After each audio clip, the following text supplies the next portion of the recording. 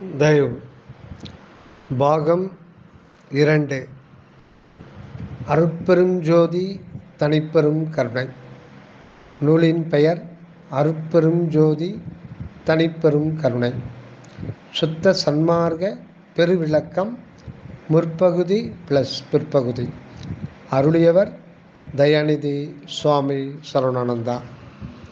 அத்தியாயம் 2. பிரபஞ்சக்காரியம்.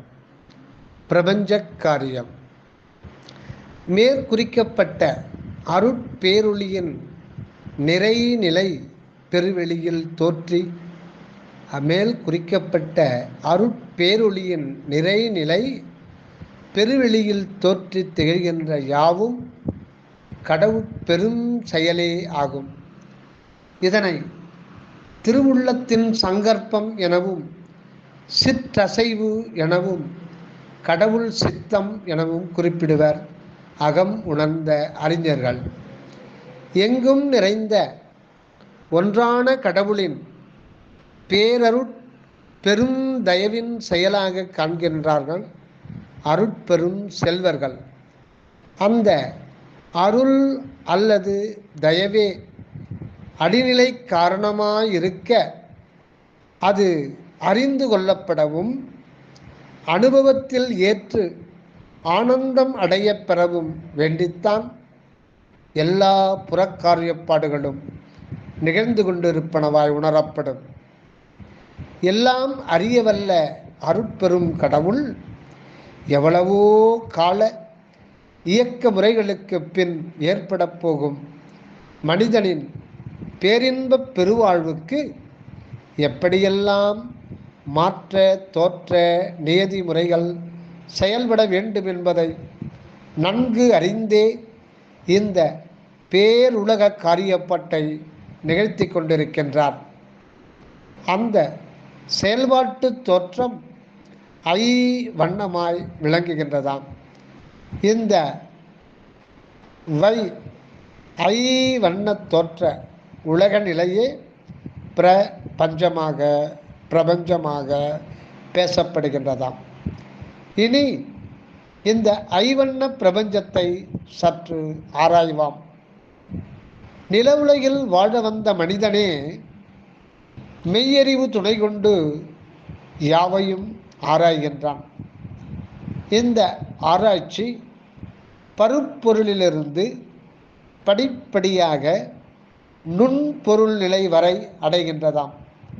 அதாவது முதலில் தான் உரைகின்ற மண் கூறான நில இயலையும், அடுத்து இந்த நிலத்தோடு இருந்து பரவுகின்ற நீரின் இயலையும், இவற்றின் மீது விளங்கும் தீயின் இயலையும், அதன் மேல் வெளியில் நிறைந்து சலித்து கொண்டிருக்கின்ற காற்றின் இயலையும், முடிவாக வெளிமுற்றும் நிரம்பி யாவற்றிற்கும் இடம் கொடுத்து கொண்டு நிலவுகின்ற விண் அல்லது வானின் இயல்பும் பற்றி ஆராய்ந்து தெளிந்து கொண்டுள்ளான் மனிதன். இத்தெளிவால் இந்த நிலவுலகம் தோன்றிய வரலாற்றை யூகிக்கின்றான் இவன்.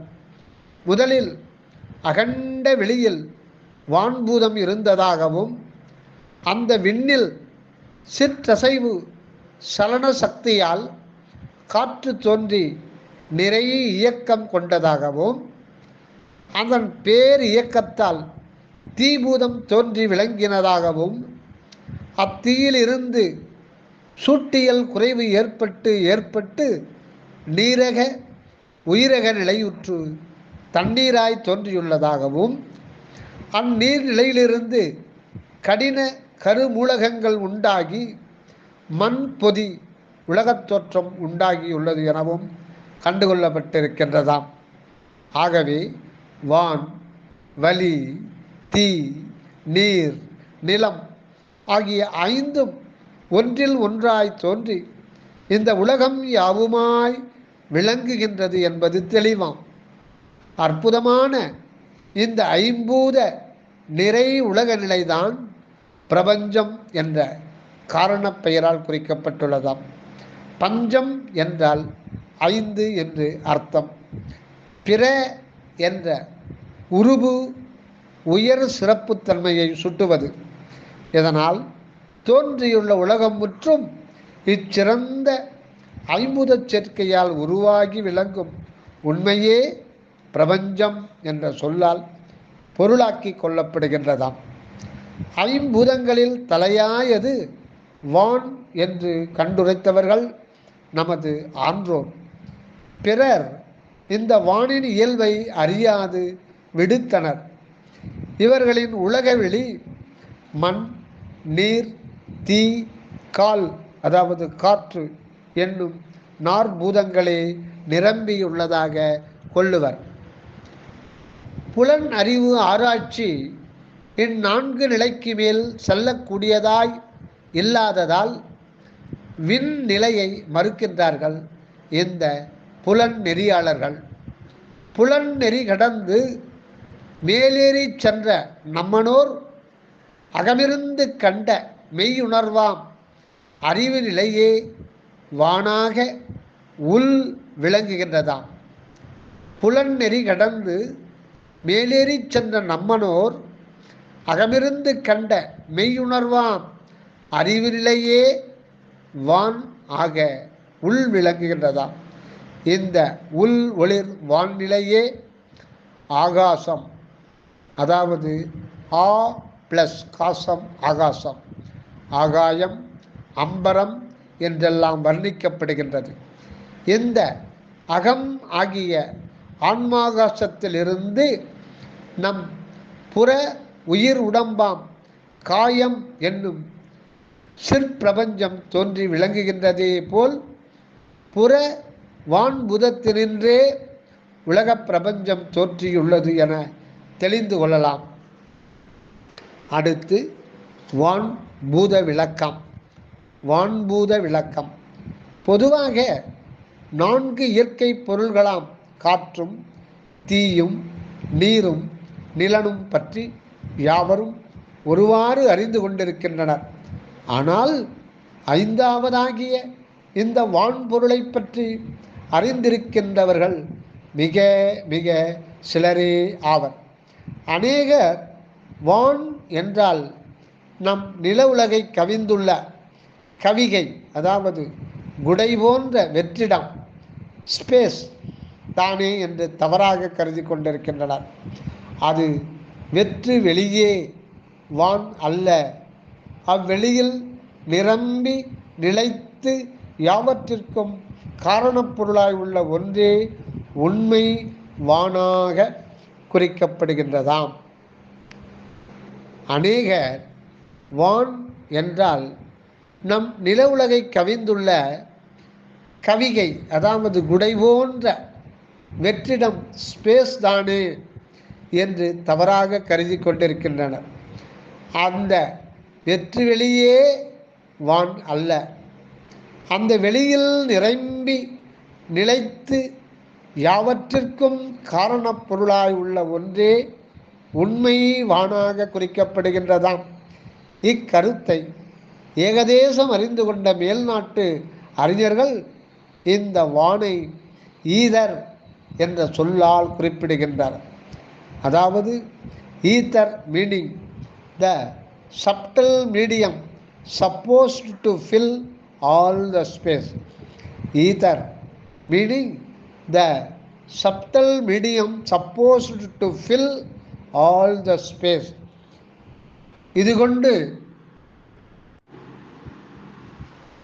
அவர்கள் உண்மையை தெரிந்து கொண்டு விட முடியாது.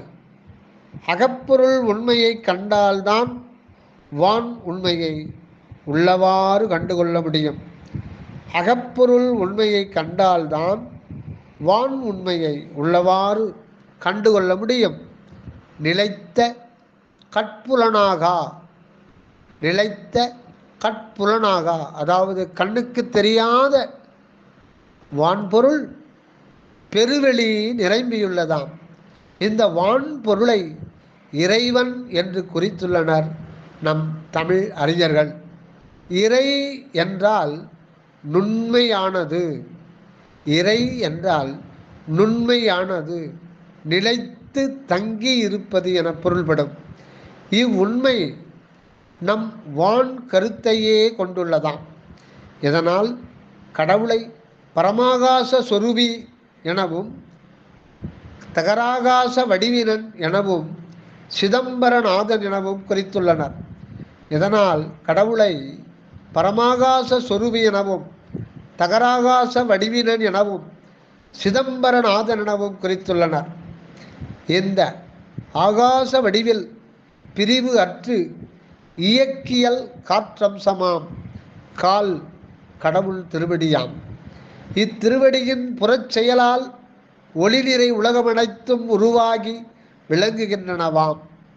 சிவ சிவ என்ற சொல்லில் சி என்ற எழுத்து வானையும் வா என்ற எழுத்து அந்த வானில் கலந்த காலாம் காற்றையும் குறித்து கடவுளும் அவருடைய திருவருளும் உணர்த்தப்படுவனவாக கூறினராம். நம்மை சூழ்ந்துள்ள வான்வெளியிலே கடவுள் அருட்சக்தி நிரம்பி இருந்து கொண்டு நம்மையும் மற்ற யாவையும் படைத்து காத்து பக்குவம் வருவித்து மேல்நிலைக்கேற்றி விளங்கச் செய்கின்றதாம். இந்த வான்நிறை சக்தியை ஓம் ஒளியாக உணர்ந்து ஓதியவர்கள் நம்மனோரே. இந்த ஒளியில் ஆ ஊ இம் என்னும் முக்கூறு பொருந்திருக்கின்றதாம். இதில் ஆ அகரம் வானாகவும், உ உகரம் காற்றாகவும், இம் மகரம் உலகியல் தோற்றப்பொருள் எல்லாமாகவும் உள்ளனவாம். ஓம் என்னும் பிரணவம் கடவுள் அருளின் அருவுருவத் தோற்ற நிலையாகும். ஓம் என்னும் பிரணவம் கடவுள் அருளின் அருவுருவத் தோற்ற நிலையாகும். தோற்றிய இந்த ஓங்காரத்திற்கு ஆதார முதல் இடமாயிருப்பது ஆ என்னும் அகரமாகிய வானே. இதனால் இந்த அகரம் மூலாங்க பிரணவம் எனப்படும். இது கொண்டு கடவுளை அகர வடிவினன் என்றும் கூறினர். உலகிலுள்ள யாவற்றிற்கும் வானே முதல் என்பதை குறிக்கவே உண்மை கருத்தை உணர்த்த ஆக்கப்பட்ட நம் தமிழ் அகர முதல எழுத்தாய் விளங்குகின்றது. இதனை பின்பற்றி மொழிகளிலும் அகரமோ அதன் அம்சமான ஒன்றோ முதல் எழுத்தாக ஆக்கிக் கொள்ளப்பட்டிருக்கின்றதாம். நமது திருக்குறள் முதல் செய்யுளாக அகர உகரத்திடையில் மகரமை பொதிய கொண்டு கடவுள் வண்ண ஓங்கார வடிவாய் திகழ்கின்றதாம். இம்மனித பிறப்புருவிலே மேற்படி ஓங்கார தத்துவம் முழுமையாக வெளிப்பட்டிருக்கின்றதாம். அகர வான் நிலையே தூள தேக அளவாய் நிரம்பி நிற்கின்றது. ஆகாசம்தான் கடவுள் தேகம். ஆகாசம்தான் கடவுள் தேகம். ஆகாயம் இந்த மனிதனுடைய காயமாம் தேக வடிவில் திகழ்கின்றதாம். ஆகாயம் இந்த மனிதனுடைய காயமாம் தேக வடிவில் திகழ்கின்றதாம்.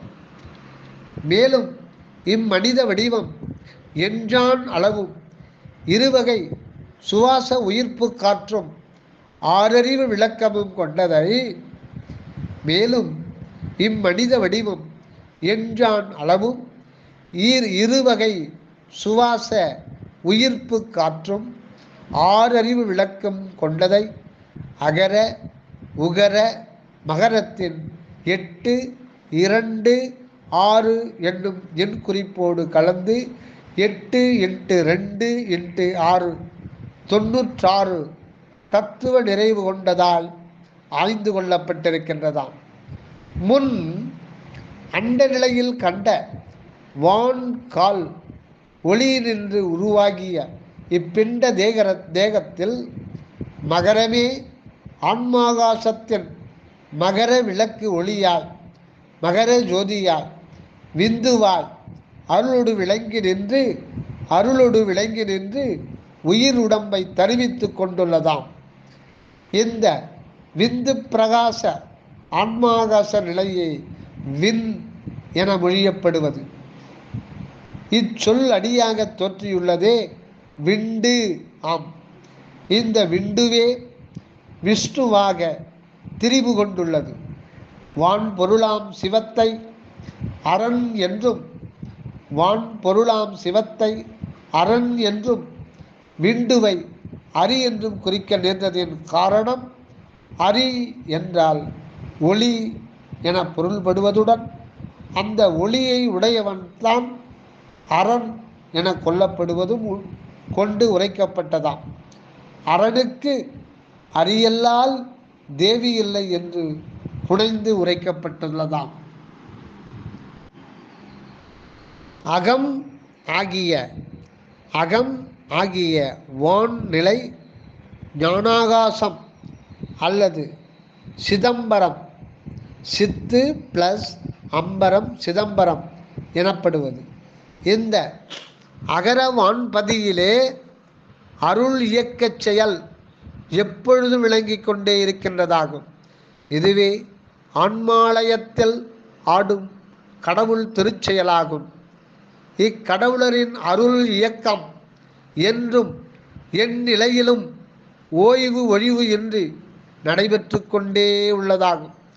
இந்த இயக்கமே வான் வந்த எப்பூத அணுவாதி பொருள்களின் இயக்கமும் உயிரினங்களின் தோற்ற மாற்றமும் அறிவு வளர்ச்சியும் அனுபவ விளக்கமும் ஆகும்.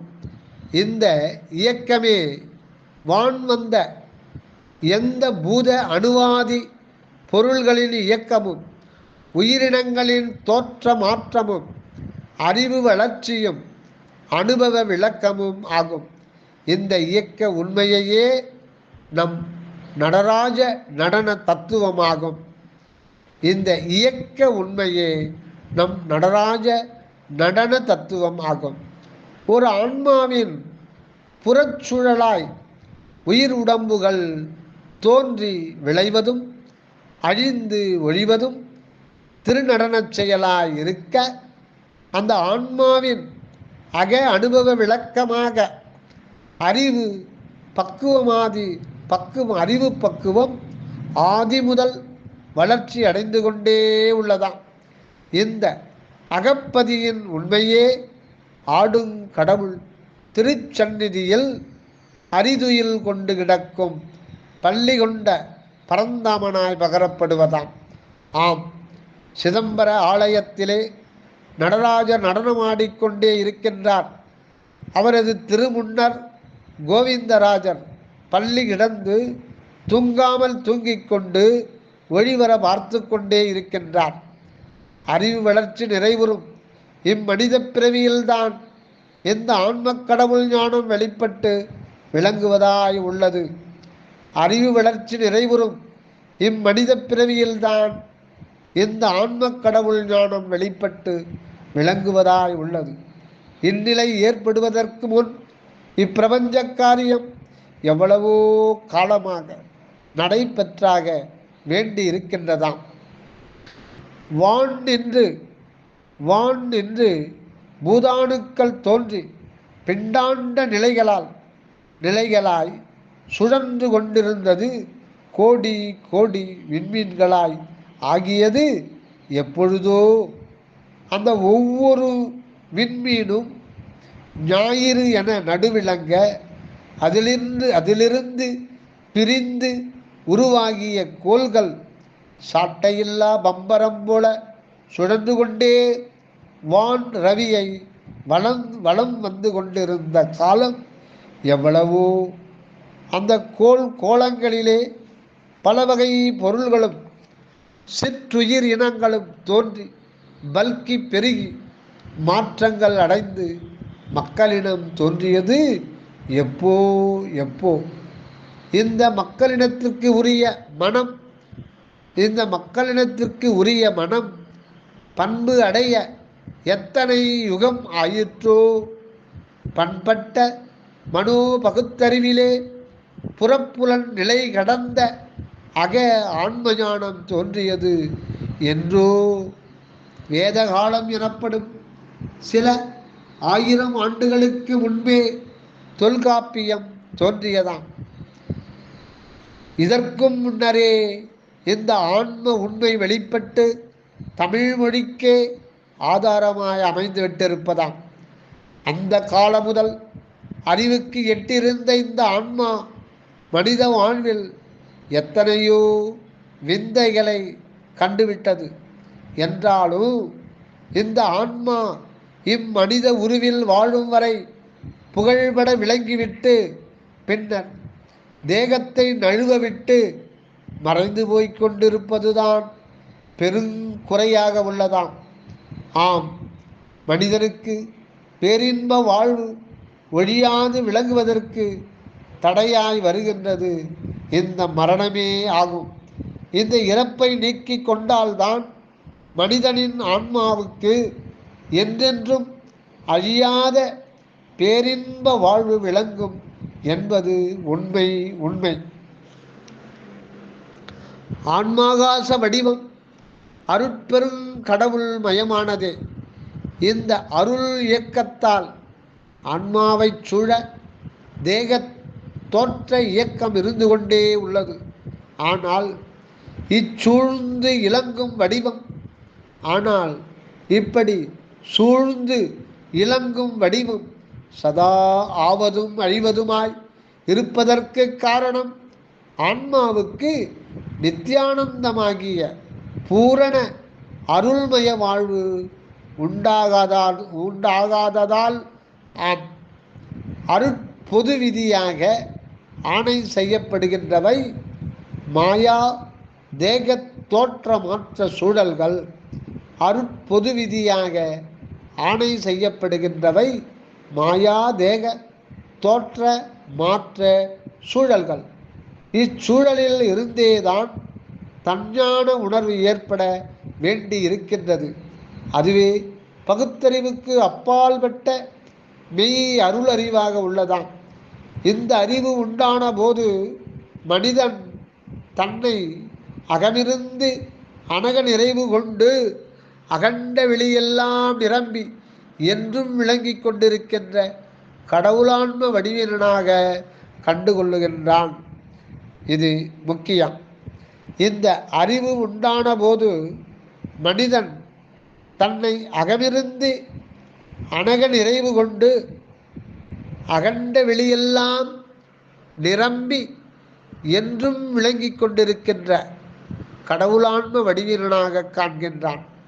அப்பொழுது தனக்கு ஏற்பட்டுள்ள தற்காலிக தூல மனித பிறப்பு உருவம் அக அருட்சக்தி இன்றுள்ள தனிப்பெருங்கருணை வடிவமாகி திகழ காண்கின்றான். இந்நிலையில் அகமிருந்து அருள் ஒளி துணை கொண்டு வாழ வாழ தன்னை சூழ்ந்திருந்த மாயா தேக நிலையை முற்றும் மாற்றம் கொள்ள தலைப்பட்டு அருள் வடிவமாகவே ஆகிவிடுகின்றதாம். இப்படி ஆன அருள் மேடி கொண்டு அந்த ஆன்மா அனகநிறை நித்தியானந்த வாழ்வு ஏற்றுவிடுகின்றதாம். இந்நிலை பெற்ற மனிதன் இரவாமை அடைந்தவன் ஆவான். இது முக்கியம். மீண்டும் ஒரு முறை நன்றாக கவனிப்போம். இந்நிலையில் அகமிருந்து அருள் ஒளி துணை கொண்டு வாழ வாழ தன்னை சூழ்ந்திருந்த மாயா தேக நிலையே முற்றும் மாற்றம் கொள்ள தலைப்பட்டு அருள் வடிவமாகவே ஆகிவிடுகின்றதாம். இப்படியான அருள் மேடி கொண்டு அந்த ஆன்மா அனகநிறை நித்தியானந்த வாழ்வு ஏற்று விடுகின்றதாம். இந்நிலை பெற்ற மனிதன் இரவாமை அடைந்தவனாவான். இவனே திருவருள் இயக்கத் தலைவனாக இருந்து கொண்டு பிரபஞ்ச இயக்கத்தை என்றும் கண்டு நிற்கின்றான். உண்மையில் அந்த அருட்பெரும் கடவுள் தானே தனது தனிப்பெருங்கருணை வளர்த்தால் இந்த இரவா மனித வடிவோடு இருந்து கொண்டு பிரபஞ்ச காரியத்தை தடைபடாது நடத்தி கொண்டிருக்கின்றார் என்பது தெளிவாம். உண்மையில் அருட்பெரும் கடவுள் தானே தனது தனிப்பெரும் கருணை வளத்தால் இந்த இரவா மனித வடிவொடு இருந்து கொண்டு பிரபஞ்ச காரியத்தை தடைப்படாது நடத்தி கொண்டிருக்கின்றார் என்பது தெளிவாகும். அளவில் அளவில் பேருலகாகிய மகா பிரபஞ்சம் அருள் ஒளி இறைவனின் நிறைவிடமாகும். இதில் ஒவ்வொரு சிற்றணுவிலிருந்தும் அருள் இயக்க பெருஞ்செயல் நடந்து கொண்டே இருக்கின்றதாம். இந்த உண்மை ஓர் அணுவில் வெளிப்பட்டு அருள் ஒளி திருவேணி கொண்டு இந்த உண்மை ஓர் அணுவில் வெளிப்பட்டு அருள் ஒளி திருவேணி கொண்டு அழியா இன்ப வாழ்வோடு விளங்குவது மனித பிறப்பின் லட்சிய சித்தி பேராக உள்ளதாம். இயல் உண்மை அருள் இறை இம்மனித நிறைநிலை வாழ்வு உண்டாவதற்கு முன்னும் இருந்து கொண்டுதான் இருந்தது. பின்னும் இந்த நிறைநிலை கொண்டு எக்காலும் அருட்பேரியக்கத்தோடு இருந்து கொண்டேதான் இருக்கும். இந்த இயக்கத்திற்கு முடிவு என்பதே இல்லையாம். இதனால் இந்த மகா பிரபஞ்ச காரியம் என்றென்றும் சிறிதும் தடையுறாது நடந்து கொண்டேதான் இருக்கும் என்று அறிய வேண்டும். இறை அருட்பிரபஞ்சத்தின் காரியம் இடையீடு இன்றி நடந்து கொண்டிருக்கின்றதையும் அதன் காரணத்தையும் நாம் இப்பொழுது உள்ளவாறு அறிகின்றோம். அதற்கு தகவே நம் வாழ்க்கை முறையை அருள் வண்ணமாக மாற்றி அமைத்து கொண்டு விளங்க வேண்டியவர்களாய் உள்ளோம் நாம். அதற்கு தகவே நம் வாழ்க்கை முறையை லிவிங் லைஃப் ஸ்டைல் அருள் வண்ணமாக மாற்றி அமைத்து கொண்டு விளங்க வேண்டியவர்களாய் உள்ளோம் நாம். இதுவரை பிரபஞ்ச இயக்கத்தின் உண்மை காரணத்தை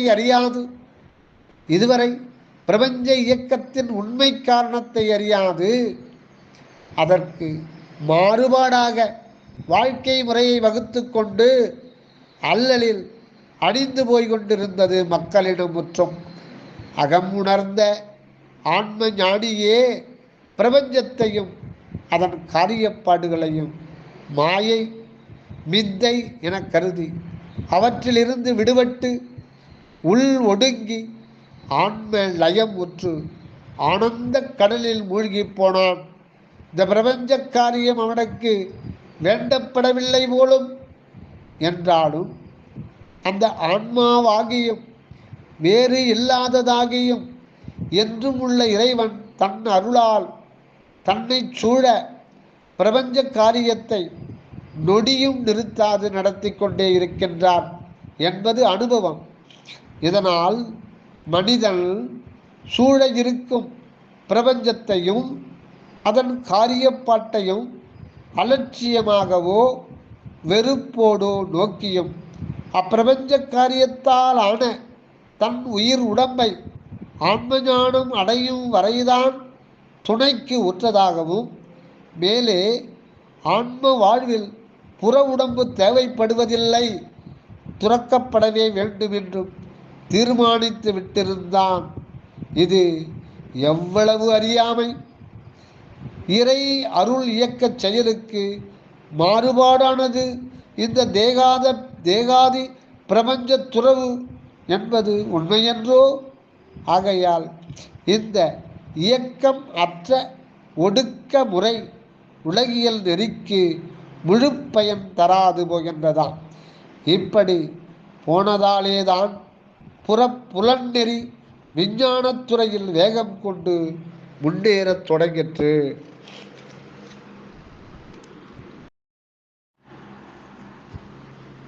புறத்துறையில் மிகு பற்றோடு முன்னேறுகின்ற மக்களினம் உலகியல் இயக்கத்தின் காரண காரியங்களை உள்ளபடி அறிந்து கொள்ளாததால் பொறிபுலனில் பெருகிய அவா வெகுளி மயக்கம் கொண்டு பலவாகிய புரட்சி இயக்கங்களை நடத்தி கொண்டுள்ளதாம். மக்கள் சமுதாயம் மிக பெரியது. இயற்கை சூழலால் ஏற்பட்டுள்ள இன பாகுபாடுகள் மண் பதையை பல சமூகங்களாக பிரித்து காட்டுகின்றன. இவை போதாது என்று செயற்கை பழக்கத்தால் சமயம், மதம், சாதி, இனம், கலாச்சாரம் முதலியவற்றால் அநேக பிரிவு தோற்றங்கள் இந்த மக்களிடத்தில் நிரம்பிக் கொண்டிருக்கின்றனவாம். இவ்வளவு பிரிவினை தோற்றங்களும் புறத்தே இருப்பன. இவற்றிற்கு உள் அகத்தே இருக்கின்றது ஒரு தன்மையான தெய்வீக உயிர் தத்துவ பொருளாகும். இந்த அக ஒருமை நிலையிலிருந்துதான் உலகில் பன்மை தோற்றங்களும் செயல்களும் வெளிப்பட்டு கொண்டுள்ளனவாம். அக ஒருமை உரிமையோடு சக வாழ்வு மலர புதியதொரு சமூக விஞ்ஞானம் உருவாக வேண்டிய தருணம் இதுவாக இருக்கின்றது. அக உண்மை அறியப்படாததாலும் சகோதர உரிமை ஏற்படாததாலும் பொருளாயத உலகில் இன்று மக்கள் வாழ்வில் அமைதியும் ஆனந்தமும் இல்லாமல் குழப்பமும் அல்லல்களும் மிகுதியாக காணப்படுகின்றனவாம். இப்பொழுது தோன்றி இருக்கின்ற புரட்சி இயக்கங்கள் அன்பு இல்லாமையால் வன்முறை செயல்களாக உள்ளன. இம்முறையிலிருந்து கூடிய சீக்கிரத்தில் புத்தியலோடு அருள் இயக்கத்தோடு உலகம் விளங்க வேண்டும். அகண்டமாகிய பிரபஞ்சத்தின் நித்திய இயக்கம் அருட்பெருநிலை அனுபவம் உண்டாதல் பொருட்டு அகமிருந்து செயல்படுத்தப்படுகின்றதாம். அகண்டமாகிய பிரபஞ்சத்தின் நித்திய இயக்கம் அருட்பெருநிலை அனுபவம் உண்டாகுதல் பொருட்டு அகமிருந்து அருளாலே செயல்படுத்தப்படுகின்றதாம். இதனால் நாமோ அந்த அக உண்மைக்கு தகனின்று தயவோடு சமூக வாழ்வில் விளங்க வேண்டியவர்களாவோம். இதனால் நாமும் அந்த அக உண்மைக்கு தகனின்று தயவோடு சமூக வாழ்வில் விளங்க வேண்டியவர்களாவோம். காரிய பிரபஞ்சத்தின் உட்கோல் சாதாரண புலனறிவுக்கு விளங்குகின்றதில்லை. அதனால் இயக்க முறை பற்றிய இரகசியமும் அதன் முடிவில் அடையப்பட வேண்டிய முக்கிய குறிக்கோள் நிலையும் சற்றும் யூகிக்க முடியாதிருக்கின்றது இன்றைய விஞ்ஞான சமுதாயத்திற்கு. இதனால் தான் இவர்களின் சர்வாதிகாரம், முடியரசு, குடியரசு முறைகளும், பொது உடைமை, சமதர்ம கொள்கை நெறிகளும் மற்றும் பலவாகிய சீர்திருத்த முறைகளும் உலகில் வீண் புரட்சி இயக்கங்களுக்கே காரணமாய் விளங்குகின்றன. மெய்யறிவும் மெய்யன்பும் கொண்ட சுத்த சன்மார்க்கம் மெய்யன்பும் கொண்ட சுத்த சன்மார்க்கம் அகமிருந்து விளைவு கொண்டு ஓங்கினால்தான் உலகில் மெய்யின்ப வாழ்வு சூழும் என்பது திண்ணம். திருவருளால் தோற்றுவிக்கப்பட்டுள்ள இந்த பிரபஞ்ச இயக்கம் மனிதனுக்கு உண்மையை வெளிப்படுத்தி அறிவையும் அன்பையும் கொண்டு அருள் இயக்கத்தை மேற்கொண்டு வாழ வகை செய்கின்றதாம். மக்கள் சமுதாயம் இதனை புரிந்து கொண்டு நற்பயன் அடைவார்களாக. தற்கால பிரபஞ்ச அறிவு வளர்க்கும் பீடங்களாக இருக்கின்றவை சிறுவர் பள்ளிகள் முதல் பல்கலைக்கழகங்கள் வரையாம். இந்த பல்கலைக்கழகத்தை சர்வ கலாசாலை என்றும் யூனிவர்சிட்டி என்றும் குறிப்பிடுகின்றனர். யூனிவர்ஸ் என்ற சொல்லே முழு பிரபஞ்சத்தையும் சுட்ட வந்துள்ளது. எனினும் இப்பொழுது உலகில் செயல்பட்டு கொண்டிருக்கின்ற எந்த ஒரு பல்கலைக்கழகத்திலும் கூட நம் பிரபஞ்ச காரியப்பாட்டை கற்று தெளிவு பெறக்கூடியதாய் இருக்கின்றதோ எனில் இல்லை என்று கூற வேண்டியிருக்கின்றது. இவற்றில் கிடைக்கப்பெறுகின்ற கல்வியும் கலை அறிவும் நுடி புல் அறிவாகவே இருக்கின்றதாம். அடியும் முடியும் அறிந்து அடைவதற்கான அருள் ஞானம் விளைவு கொள்ளும் மெய்ஞான கலாபீடம் புற உலகில் எங்கும் காணப்படாது உள்ளதாம். கல்வியும் கலையும் நிறைவு பெற்று விளங்கி பயன் தர உள்ள இடம் நமது அகத்தே இருந்து காரியப்படுகின்றது. ஆன்ம சிற்றணுவில் ஏற்படும் அருள் விளக்க இயக்கத்தை அறிந்து பயன் பெற அக ஒருமையும் தயா ஒழுக்கமும் நிரம்புதல் வேண்டும். ஆன்ம சிற்றணுவில் ஏற்படும் அருள் விளக்க இயக்கத்தை அறிந்து பயன் பெற அக ஒருமையும் தயா ஒழுக்கமும் நிரம்புதல் வேண்டும். சுத்த மன ஓர்மையால் உண்மை அறிவு விளங்கும். அந்த உண்மை அறிவே அருள் ஒளியாக இருக்கின்றது. கல்வி என்பதற்கு மெய்ப்பொருளே இதுதான். அதாவது வி என்ற எழுத்து இறைவனின் அருள் உண்மை கொண்டது. கல் என்ற சொல் பகுதி அந்த அருள் உண்மையை வெளிப்படுத்தி கொள்ளலை குறிப்பதாம். ஆகவே அருள் ஒளியை கல்வி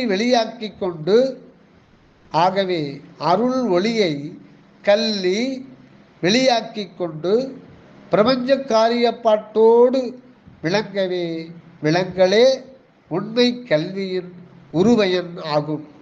எனவே கல்வி என்றால் இந்த உண்மை கல்வியே என அறிந்து கொள்ளுதல் பொருந்தும்.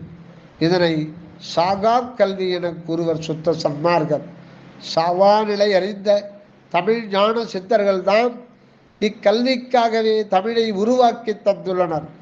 இம்மொழியின் எழுத்தும் சொல்லும் பொருளும் அருட்பெரும் கடவுள் உண்மையை புகட்ட வந்துள்ளனவாம். சாதாரண புலனறிவாலும் மனோகரணத்தாலும் அறிவறிய பரம்பொருளாம் கடவுளை மெய்யறிவாம் அருள் உணர்வால் கண்டுகொள்ளும் வகையில் தமிழ் கொண்டு செய்யுள் அமைத்து அளித்துள்ளனர் நம் செம்புல செல்வர்கள். இயற்கை உண்மை வடிவினராய் உள்மறைந்து நின்று தன் அருள் அணகச் செயலால் புற பிரபஞ்ச காரியப்பட்ட நிகழ்த்துகின்ற கடவுளை செய்யுள் வடிவில் செயற்கை வடிவினாய் காரியப்படுத்தினது பேரற்புதம் ஆகும். கடவுளுக்கு இச்செய்யுளே நல்ல ஒரு கலை நிறை சிற்ப வடிவாக அமைகின்றது. இது கொண்டு கடவுள் உண்மை விளக்கத்தை பூரணமாக அறிந்து கொள்வதைப் போல மற்ற எந்த ஒரு சிற்ப விக்கிரகமூர்த்தி வடிவத்தால் பரம்பொருளை நன்கறிந்து கொள்ள முடியும்.